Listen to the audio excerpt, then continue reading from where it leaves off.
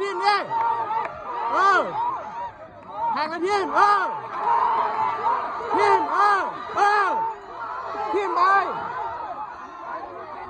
ยอดอย่างเดียวนำยอดไปลูกนำยอดโอ้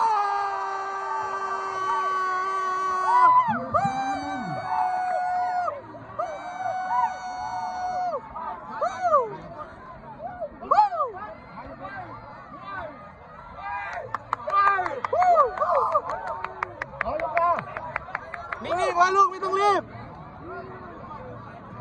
ยืนไว้ใจเย็นติดชึ่งเลยลูกฟัดเฮ้ยมานี่ฟัดมานี่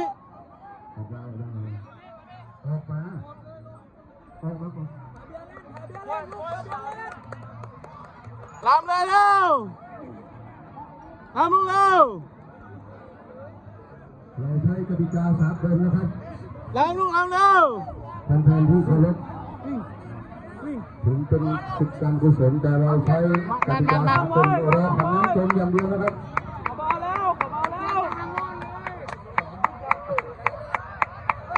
บัดพี่มันบัดสู้แล้ว